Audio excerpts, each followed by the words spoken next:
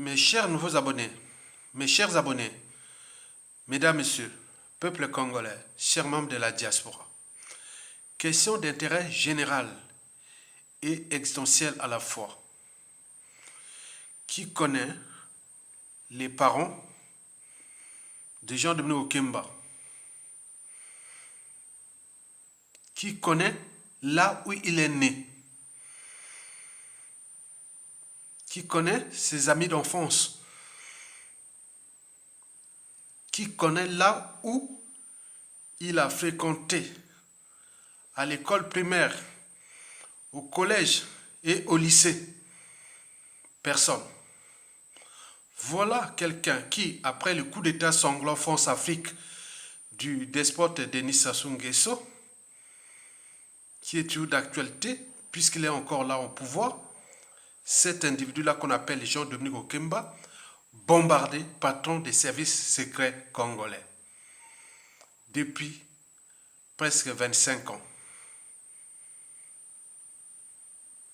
Cet individu est la signification des profils douteux. Et ce sont des individus très très dangereux dans une nation donnée. Et surtout quand ils sont à la tête des administrations sensibles d'une nation donnée. Qui connaît exactement le village, les amis, les parents, etc. d'enfance des gens de Okemba? Il n'y en a pas. D'où vient-il? D'où sort-il? Comment il est arrivé là?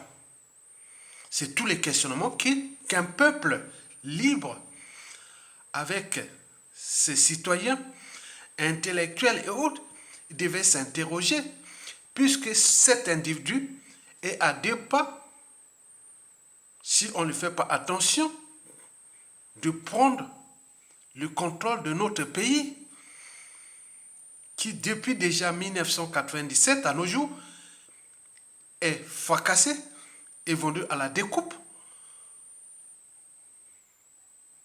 Et le peuple piétiné et autres, c'est tout un système. Jean-Dominique Okemba a été et est toujours au cœur de ce système Denis Sassou Nguesso. Ce système anti-État, anti-social,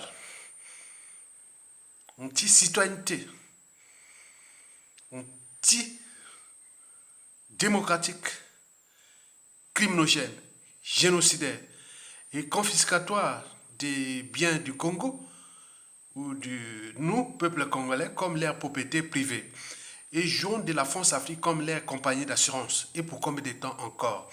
Nous sommes là pour alerter. Parce que le futur, c'est tout justement le passé et le présent qu'on ignore. Quand Denis Sassou Nguesso arrivait au pouvoir, nous on était au collège, on voyait que voilà, que bon, c'est l'affaire des grands. La politique, ça ne nous concerne pas. La politique vous concerne. Et si ça ne vous concerne pas, ne venez pas râler, pleurer, et s'indigner, etc. quand ces gens-là sont en train de vous fracasser et tuer vos parents, votre famille, etc. Parce que l'État est un monstre froid. On ne laisse pas les moyens de l'État à n'importe qui. Donc nous sommes en train de faire un travail d'intérêt général parce que le futur, c'est tout simplement le passé et le présent qu'on ignore. Le futur, c'est dans l'imaginaire, l'anticipation. Donc nous avions un individu qui risque à tout instant de continuer le sale boulot. Qui connaît les profils des gens de Okemba? D'où sort-il? Il y a bien sûr des spéculations qui sont là. Je pense, je le sais, que beaucoup d'entre nous ont des secrets de son profil.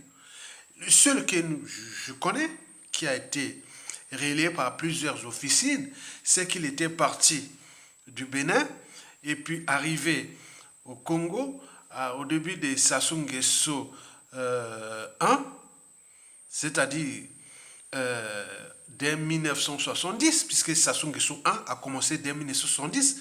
Donc il serait arrivé là, il serait placé en République démocratique du Congo, à Kinshasa, à l'ambassade de notre pays à Kinshasa. Là, il aurait appris la Lingala, en même temps que Sassou préparait déjà ses coups bas contre Marien Ngouabi pour arriver au pouvoir dès 1977. Et c'est là qu'il a continué à monter. Donc la période exacte de l'arrivée de Jean-Dominique Okemba au Zaïre, ou la République démocratique du Congo actuelle, on ne sait pas exactement, mais il y a des gens qui ont ces dates. Et ce n'est pas tout. Et c'est Jean-François Ndengue qui quittait notre pays, puisqu'il est congolais vraiment de souche, ça c'est sûr, qui allait enseigner Jean-Dominique Okemba le Mboshi. Il a pris la Lingala en RDC, là où il s'est même marié avec ses enfants, femmes et autres sont des Zaïroises. Et puis, Jean-François Ndengue allait l'enseigner là, le Mboshi, pour avoir une assise culturelle au Congo. Et cet individu-là, et dès que Sassou Nguesso arrivait au pouvoir, bon ben, on l'a envoyé ici en France faire la formation des sous-officiers qu'il a raté. Et s'il n'y avait pas de coup d'État sanglant France-Afrique du 5 juin au 15 octobre 1997, qui Sassou Nguesso est toujours au pouvoir, donc Jean-Dominique Okemba serait un individu perdu ou un Zaïrois, un pseudo-Zaïrois, ou peu, je ne sais pas, ou un pseudo-Mboshi qui est quelque part, voilà. Donc maintenant, cet individu-là a deux pas d'arriver à la tête de notre pays.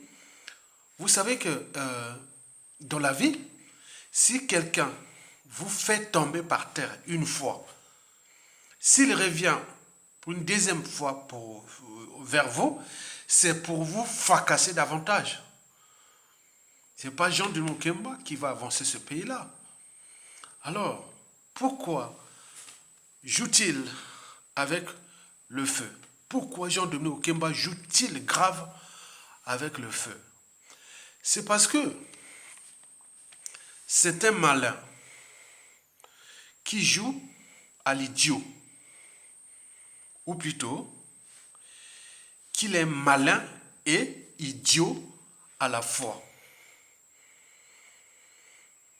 Vous savez que, par définition, quelqu'un de malin, c'est souvent quelqu'un de malsain. Malin, c'est pas intelligent. Malin, quelqu'un de malin, c'est bas. Donc c'est quelqu'un qui passe toujours par des moyens pas corrects, pas clairs, etc.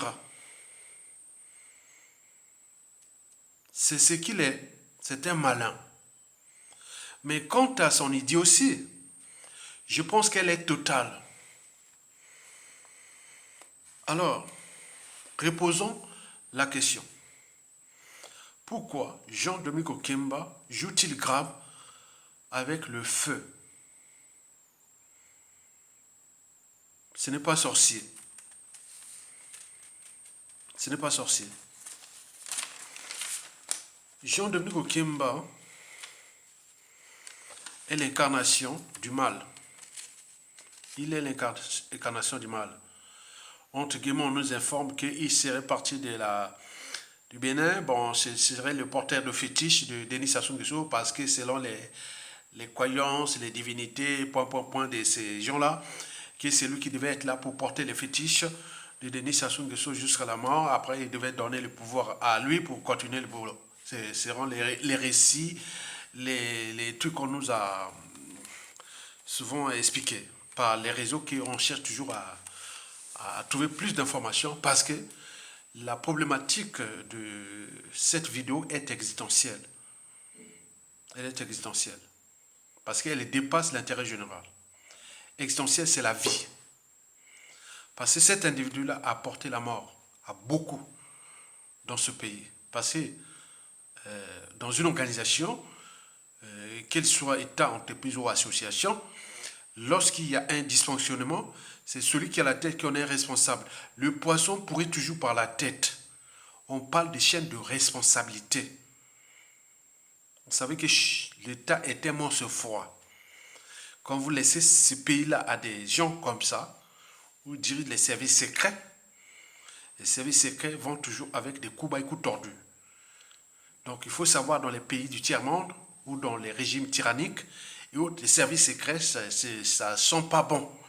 Vous allez les constater vous-même à la chute des Sassou, dans l'espace et le temps. Quand les victimes d'aujourd'hui seront à la place de ces gens-là, donc ils deviendraient à leur tour des bourreaux. Service secret, c'est dangereux. Vous le savez que Jean-Dominique Okemba est fiché dans 97% des cas l'empereur des poisons. L'empereur des poisons.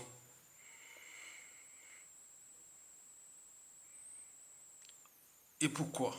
Parce qu'il dirige les services secrets congolais. Et il a son frère Samoa, Jean-François Ndengue, qui dirige la police. Et c'est ce duo-là qui a occasionné la mort après de 2 tiers des serviteurs corrects et ou gênants du despote. En commençant déjà par les officiers, les Mutando, les Adoua, les Avuku, les Turo, les Bokemba et autres. Tous sont morts victimes des poisons de ces gens-là, de lui, ces poisons-là. Ils ont acquis des techniques de la mise à mort sophistiquée, l'assiette roumaine, etc. Ce sont ces services-là. Dans une organisation, qu'elle soit État, entreprise ou association, et voilà. Il y a des choses que je ne pourrais pas vous les dire ici, parce que ça rentre dans ce qu'on appelle les affaires d'État, les secrets d'État. Je vous l'ai dit que les victimes d'aujourd'hui, beaucoup cachent des secrets. Ce qui est dangereux chez nous, c'est qu'on encaisse. Maintenant, quand on aura le pouvoir, on recommence. Au lieu d'anticiper, arrêter ces gens-là, stop. Pour qu'on évite cette hémorragie de crimes, d'assassinats et autres. Mais on laisse faire. Et après, les autres disent, après, quand ils reviennent à leur tour, ça recommence. Ça s'est passé partout, dans toute l'Afrique. À chaque fois que le régime change. Donc ces gens-là, Jean-Dominique Okemba, là, c'est l'imilaire, la solution finale. Ali le chimiste, il agit sur commande. D'abord les commandes de qui? De son parrain, de son donneur d'ordre, le despote. Dès que l'ordre est donné de tuer, d'assassiner et autres, ça part de Denis Sassou Nguesso, le donneur d'ordre, et c'est lui l'exécutant. Donc il met tous ses services, des renseignements intérieurs et extérieurs, des hommes de main et autres, des partenaires et autres pour éliminer. Et c'est fait. Donc retenez bien tous ces opposants, 97%, on vous a cité. Commençons déjà par les Mungingangila, les monseigneurs Ernest Kombo, les Kolela père et fils.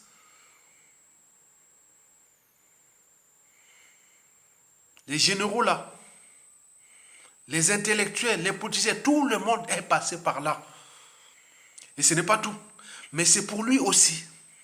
C'est que lui sait bien que, écoutez, comme ils ont signé un pacte dès le coup d'État, il avait signé un pacte avec Sassou Nguesso, qui après, moi, c'est toi. Sassou Nguesso aussi avait signé un pacte avec Mathias Ndjo, qu'il a roulé dans la farine depuis. Et c'est pourquoi il s'énerve. Mathias Ndjo avait aussi un pacte avec Sassou Nguesso dès le coup d'État. Après lui, à partir de 2009 ou 2016, c'est lui qui devait prendre les commandes. Mais Sassou Nguesso l'a roulé dans la farine. C'est pourquoi il devient comme ça, comme il a la paix. Donc il ne vaut rien pour rien, parce qu'il a roulé dans la famille. L'idiotie. Vous le savez que nous reconnaissons les talents de voleurs, d'assassins et de Boyamindele, de Denis Sassou Nguesso. Mais eux, ils ne savent pas. Mais on les alerte. Non, il avait roulé Mathias Ndjo dans la farine. Mais il les laisse parce qu'il y a des histoires de fétiches et des autres. Donc, le père de Mathieu Ndjo était un grand féticheur. Peut-être que ce soit aussi la peur de Mathieu Ndjo à cause de peut-être son papa était un féticheur. Sinon, il aurait déjà exécuté Mathieu Ndjo. Peut-être Mathieu Ndjo aussi est malin. Donc, il joue malin. Donc, vous voyez déjà ça. Donc, Jean Denis Okemba, dès le coup d'État, on l'a donné que tu deviendras président par la suite. Et donc, depuis qu'il a obtempéré aux injonctions de M. Denis Sassou Nguesso consistant à éliminer opposants, dissidents, résistants, activistes et tout compagnie qu'il a, voilà, les capitales d'essai est énorme. En dehors des crimes de masse, comme le coup d'État, les opérations Mebara, les disparus de Beach, le 4 mars 2012, la Chakona, Ornano et tous ces crimes de masse là. Mais il y a aussi des crimes spécifiques. Et ce sont ces opérations-là qui sont menées par les services des gens de Okemba. Au pays comme dans la diaspora. Au pays, il n'y a pas de souci. Là, il n'y a pas photo. Aussi, dans la diaspora, vous avez pu le remarquer que beaucoup d'intellectuels, résistants, activistes dans la diaspora sont morts ici, et notamment au Canada et en France. Ce sont ces services-là. Je voulais parler que depuis 2011, j'ai failli passer à la trappe. Et donc, je suis obligé de parler parce que ce qu'on m'a est là. Quand tu vois un sorcier, il faut crier, crier, crier. C'est pourquoi je le parle, je l'alerte. Moi-même, je laisse tout le monde, et aussi mes siens, mes familles, les enfants, tout compris. Voilà. Donc, il y a des gens, je ne suis pas le seul, hein, il y a des gens dans leur famille, ils montent, regarde ce monsieur-là. On explique. C'est comme les animaux dans la nature. Ils expliquent à les petits animaux, voilà, ça c'est un danger, ça c'est pas, voilà, ça c'est un charognard, ça c'est un, voilà. Il explique. Donc nous on explique aussi comme ça, pour que vous ne soyez pas surpris. Jean Denis Okemba a tué beaucoup de gens dans la diaspora, les barbouzes. Ils ont acheté les systèmes, ils ont l'achat de conscience des services de renseignement français. Intérieur, ils travaillent, les administrations, tout. Ils sont leur monde. Il a conçu un vaste réseau qui est là. Donc, il faut faire attention avec ce monsieur-là. Mais comme je l'ai dit, que Mokili tour à tout, l'élo yayo lobia moninga, le cycle de vie bourreau-victime est réversible. Puisqu'il y a beaucoup de gens qui attendent au moment venu. Si ce n'est pas lui qui va mourir d'un poison violent quand ils auront perdu le pouvoir, mais ça sera aussi son clan, sa famille, ses enfants, ils sont déjà identifiés. C'est ça que je vous dis que c'est dangereux. Si on stoppe net, on peut sauver ceux d'après. Mais si on laisse lui continuer à jouer ce jeu-là, on voit bien qu'il n'a pas de monopole de ça. Donc je suis là pour vous alerter que ce monsieur est dangereux. Il a été entraîné, conditionné, sous emprise. Donc, si ce n'est pas pour exécuter les ordres de Denis Sassou Nguesso, pour éliminer opposants, dissidents, concurrents et autres, sous ordre aussi de la France-Afrique, parce qu'il faut la conservation du pouvoir, et donc des enjeux France-Afrique. Mais ce n'est pas tout. Mais lui aussi, il a ses plans. Yumana plan naïe. Donc, il a ses plans aussi derrière pour éliminer les concurrents, opposants, dissidents, autres, qui pensent qu'ils pourront être dangereux pour lui. Vous savez que lors de la récarcération du général Jean-Marie Michel Mokoko le 16 juin 2016, Jean-Dominique Okemba faisait la fête. Jean-Dominique Okemba faisait la fête. Vous imaginez, quelqu'un qui venait d'être élu, mais il y a eu hold-up électoral et tout, l'injustice et autres, on le fout en prison, il faisait la fête. Et d'autres, ils ont dit, il n'a pas de monopole de ça, il n'a que faire ça. Oui, c'est bien, il y a beaucoup qui ont résisté. Le pays, l'État est tellement ce fort parce que dans l'État ou dans une nation, c'est le peuple. Et dans le peuple, on ne sait pas qui est qui. Je suis en train de vous faire ressortir quelque chose qui est là. Les autres se cachent. Ils attendent au moment venu. Nous avions par exemple pu voir ça dès l'arrivée du pouvoir de Pascal Lissouba. Mais tout ce qui était si gentil, si ceci, mais ils devenaient parfois des monstres. Moi j'ai eu la chance parce que beaucoup de ces gens Quand j'ai rencontré, bon, beaucoup étaient à la fac avec moi. J'ai dirigé le mouvement de jeunesse estudiantine là-bas, à la fac des sciences. J'ai été toujours bien avec tout ce monde du Nibolec. On ne pensait même pas ça. Donc moi, j'étais arrivé ici en France, au début du pouvoir de Lissouba. Mais malgré ça, mais je pouvais partir au pays s'il n'y a pas de problème. J'étais fait vert pendant Lissouba. C'est bien. Mais d'autres, ils ont fait ce qu'on appelle la traversée du désert. Et donc, ils voient ça, voilà. Donc, aujourd'hui, c'est des eaux dormantes. C'est des bombes à retardement, c'est des volcans dormants. Ce sont des volcans explosifs. Des volcans des zones de subduction, où se rencontrent les plaques tectoniques, océaniques et continentales. Comme on voit le long des cordillères des Andes, ou de la petite Antilles, et n'oublions pas, dans l'Indonésie là-bas, ça explose. Bouh! Nous sommes assis sur un volcan explosif. Je ne vais pas vous faire un coup de tectonique, des plaques. Non, surtout pas ça. Bon, donc je suis là, je vais vous expliquer que c'est comme ça. Donc le gars là est mauvais. Et nous sommes là comme les moutons. Et Mgoulou, ils sont en train de faire leur plan derrière qui ne va pas marcher. Donc Jean Dungo Kemba joue pour Sassou Nguesso, pour le compte de la France-Afrique, mais également pour ses propres intérêts qu'il élimine. Petit à petit, il élimine aussi. Parce qu'il est déjà là. Il ne sait pas faire quelque chose. Il ne fait pas faire autre chose que ça. Quelqu'un qui se nomme les Sphinx, qui va danser sur les cimetières en faisant comment on appelle, la nécrophagie. Il tire les balles sur il tombe, il fait les trucs. Attends, c'est qui ce gars-là? Il est qui? Il est qui? Il vient d'où? Qu'est-ce qu'il est? Qu'est-ce que ses intentions? Et les gens par naïveté qu'il va changer Sassou Nguesso. Mais non, il y a un complot qui se prépare contre nous. D'où l'intérêt d'alerter. Que Jean de Mokeba a joué son travail, a fait son devoir d'éliminer tout ce que Sassou voulait. C'est pourquoi il fut maintenu là. Deuxièmement, il a entrepris lui-même déjà ces méthodes quand il est en cours, parce qu'il est là dans le sol. Donc surveiller les uns et des autres comme on surveille les laits sur le feu. Parce qu'aujourd'hui, il est en train de chercher à éliminer pour se baliser le chemin de son pouvoir. Et qui, je vous dis que dans le Nord, il y a eu des règlements politiques et militaires dans le Nord. Pourquoi? Parce que ce n'est pas qu'à cause de Sassou, c'est à cause de ces assassinats. Beaucoup connaissent des secrets. Connaissent les secrets. Des poisons utilisés. Des agents qui ont emporté ces poisons qu'on appelle les Carlos. Je ne veux pas aller dire des secrets d'État parce que c'est pas pour alerter, parce que ça sera pour les États généraux des renseignements intérieurs et extérieurs de notre pays à la chute de Sassou. Et beaucoup seront identifiés. Et beaucoup de choses qui vont se passer. Donc, il faut faire attention à ces messieurs-là. Donc là, ils jouent avec le feu. Pourquoi? Parce que, il y a le dérèglement politique et militaire dans le Nord et dans la Kivette.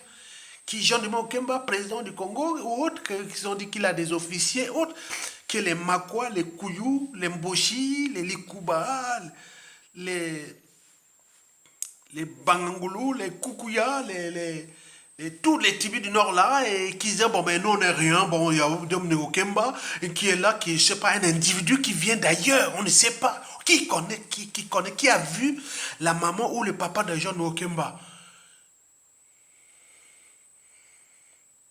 On lui donne un âge peut-être de 67, 68 ans.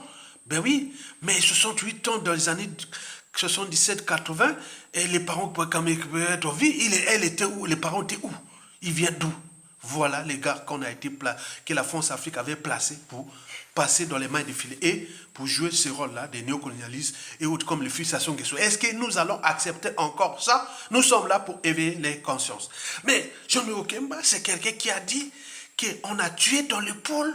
Le ciel n'est jamais tombé. Vous imaginez quelqu'un qui dit ça? 2/3 de la population, le Sud Congo, 2/3 des intellectuels, les cadres et tout du Congo, et que vous allez accepter que Jean de Mokemba parle les privilèges, les trains de vie dorés, les postes et responsabilités, tout de merde. Jean de Mokemba, il travaille derrière Jean de Mokemba pour qu'il devienne président. Non, mais on a changé.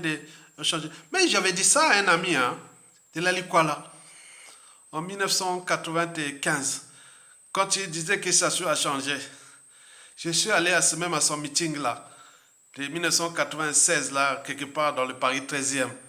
J'allais voir, Sassou a changé. Tu dis Sassou a changé ça, Sassou a changé. Mais ils vont vendre, oh, Kemba c'est pas Sassou. Hein. Voilà, quelqu'un qui a passé qui soit sa vie à tuer, à commanditer des assassinats. C'est un profil douteux.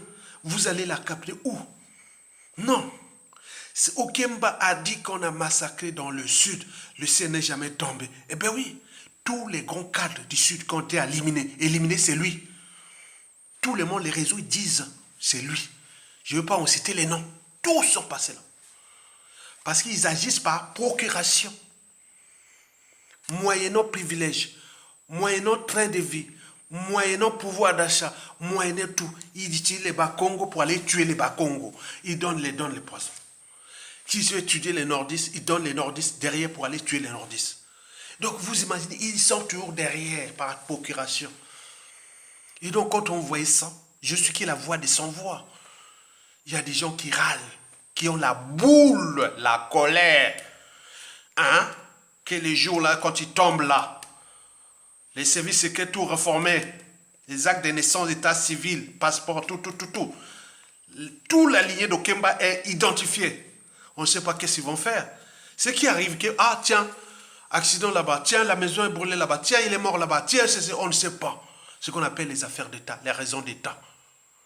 Les bourreaux deviennent, à leur tour, les victimes, Mokili tour à tour.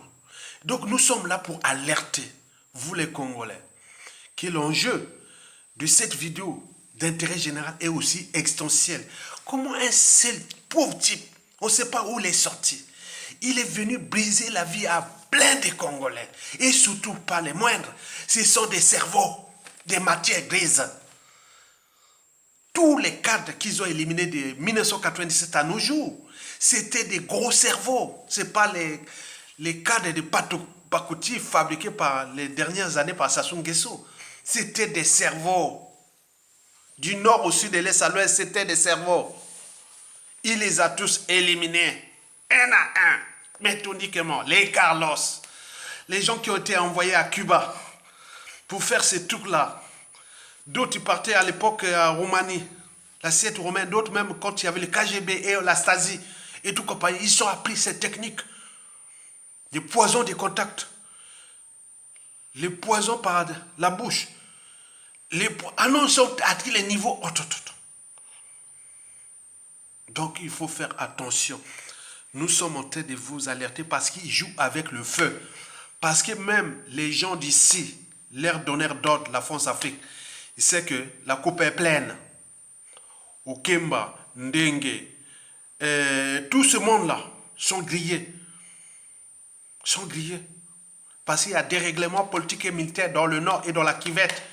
Il y a la colère. Il n'y a pas que les Mboshi, il n'y a pas que Sassou Nguesso, il n'y a pas que ces gens-là. Vous allez faire quoi dans le contexte où tout se chamboule et que nous serons venus sur terre.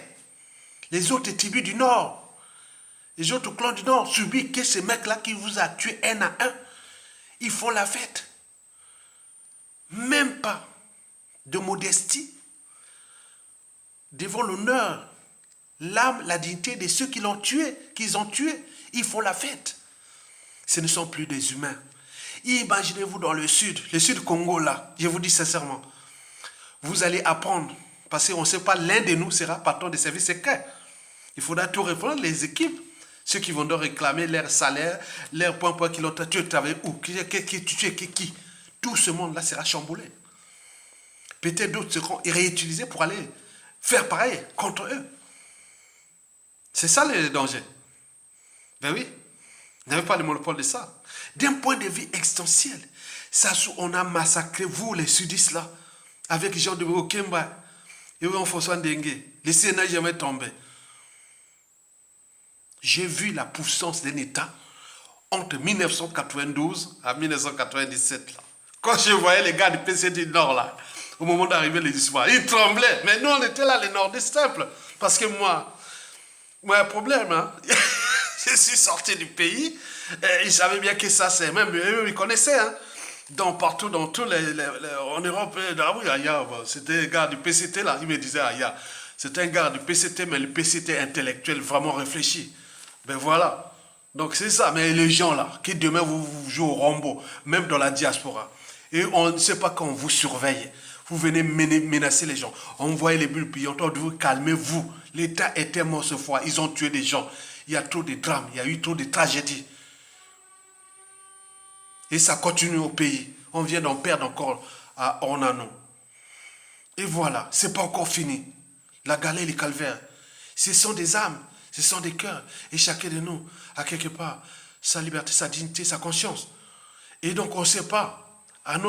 Chacun de nous a sa psychanalyse, sa psychologie. On ne sait pas quel individu on va produire de la presse assaut avec tout ce qu'ils ont fait là. Mesdames, Messieurs, peuple congolais, chers membres de la diaspora, voilà l'esquisse d'une réflexion à la fois intellectuelle, politique et citoyenne, et même humanitaire, puisque je parle aux morts qui ont perdu bêtement leur vie, surtout pour les communs des mortels. Là, c'est vraiment qui me rend la rage. Voilà, qui me donne vraiment la rage. Mais pour les cadres civils et militaires, bon, ils savaient bien qu'ils sont en présence des régimes criminels. Donc, il faut jouer stratégie. Il ne faut pas être naïf ni être passif. Il faut les surveiller comme on surveille les laisser le feu. Pas d'appartenance, pas d'émotion. Sinon, beaucoup ont perdu leur vie par émotion ou par appartenance. Alors que celui qui est même de ta tribu ou de ta famille haute qui vient pour te broyer. Donc, il faut faire attention. Donc, nous alertons les Congolais de prendre votre responsabilité, d'aller vers la convergence des luttes. Et cette convergence de lutte, c'est la convergence des gens qui ont franchi la barrière des émotions et de l'appartenance. Ils sont au stade de la raison, de l'esprit, au stade du détail. On surveille tout les détails de la stratégie. Donc, il n'y a pas d'amalgame, ni autre. Vous regardez que nous sommes en danger. C'est comme si la France avait pris notre pays comme la terre promise des crimes France-Afrique en Afrique. Au regard du capital décès qui a voisin derrière les millions de morts depuis 1997 à nos jours. Et ça soit là. C'est comme si la France, si historiquement, si on avait, c'est pas la rencontre que nous avions avec la France, à travers son cheval de Troie, la France-Afrique, pour qu'il avait pris notre pays, que c'est le pays où il va massacrer les nègres, les Africains, les Turcs, comme si... Attends, l'individu qui a tué 2 présidents de sang-froid en espace d'une semaine, un cardinal en espace d'une semaine, il a tué, en espace d'une semaine, hein, il a tué 2 présidents, le président en exercice, Marien Ngouabi. 3 jours après, il tue le cardinal Émile Biaïdé, le premier cardinal congolais ou d'Afrique, l'un d'Afrique. Puis le prédécesseur de Marien Ngouabi, il les tue et puis il tue tous les cadres intellectuels, militaires et tout compagnie. Et il prend le pouvoir et petit à petit commence à éliminer un à un. Et on vient les stopper en 1990-91 à travers les conférences nationales souveraines et l'arrivée au pouvoir du président Pascal Lissouba, aidé quelque part par Mitterrand, il faut le dire. On a eu ça, on a bénéficié de Mitterrand et du contexte géostratégique de l'époque de la fin de la guerre froide. Si bien que Mitterrand reste le président qui, tout Congolais, qui a au moins un cerveau, une âme, une conscience, historiquement, qui a adoré au Congo. Tous les autres présidents de France, de la 5e République, n'ont été que des merdes qui nous ont apporté que la mort, la mort, la mort. Et il revient au pouvoir. Et on connaît bien ce qui s'est passé. Mais ce qui s'est passé en 1992-97, mon Dieu, ben oui, ça risque de se commander maintenant sur eux. Donc ils ne savent pas que la coupe est pleine. Nous sommes les lanceurs d'alerte, éveillés de conscience et autres. Donc prenez conscience du danger. Ça soit à Boyamindele. Donc là, ils cherchent eux-mêmes, ils savent bien qu'ils n'ont plus de marque de manœuvre. de placer encore un tordu comme les Sassou. Ils peuvent l'imposer, mais je vous l'ai dit qu'il y aura une cascade de coups d'État. Je ne sais pas qui, du clan, de autres, ils vont placer. Non. Et celui qui sera placé, il va automatiquement rejoindre le peuple parce que la volonté générale est là pour régler ces problèmes de vols, des crimes et autres et repenser une nation nouvelle dans le contexte géopolitique et géostratégique qui se chamboule. La France n'a plus de marge de manœuvre. La France-Afrique n'a plus de marge de manœuvre au Congo. Il peut imposer ce qu'il veut, mais ça ne va pas aller loin parce que les contentieux historiques dans le sud et dans tous les pays, sans oublier le dérèglement politique et militaire dans le nord et dans la Kivette, les problèmes des tribus, des intérêts des uns et des autres, la dynamique qui est là, ah non, ça suffit. Et donc, je ne sais pas comment Macron va jouer le jeu qu'il veut. Voilà, Jean de Mokemba vient maintenant se vendre ici, au fond machin, et à la France-Afrique, que voilà, nous avions un pays qui s'appelle le Congo-Brazzaville et Bembeadou là, et voilà, c'est vraiment n'importe quoi, on va aller tuer encore les gens, mais je ne pense pas que ça va se passer. Donc, likez, partagez et soutenez la résistance. Et je vous dis d'ailleurs que écoutez nos signaux d'alerte, hein, parce que cette problématique est existentielle. Imaginez-vous un seul instant. Si on n'avait pas rencontré Sassou Nguesso avec les Ngwabila, même après l'assassinat du commandant Marenga en 1997, si les Tissé Tchekaya, les Kimbwala Kaya, les Yombi Opango et tous ces gars des Kouyou là, qui s'ils aimaient les Sassou, ils aimaient Marengwabi, qui se fait rouler par Sassou Nguesso, on ne serait pas là. Il aurait pu trouver un autre. Attends, c'est pas possible, Sassou sera déjà neutralisé. On ne serait pas à ce niveau-là. Donc nous méritons quelque part Sassou Nguesso. Il est là, il va partir, il est fini là. Maintenant, la France-Afrique cherche à le virer, mais ils sont confrontés à trois problématiques. La problématique contentieuse historique dans le sud. Est-ce qu'on va laisser on va trouver un pion de le sud qui va dire, bon, on zappe tous les crimes de la France-Afrique au Congo, des Sassou Nguesso et autres, qui va l'accepter? 4000 balles, 0,0%.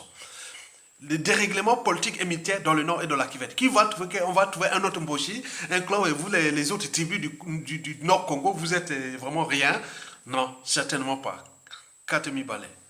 Enfin, le contexte anti-France-Afrique qui est là.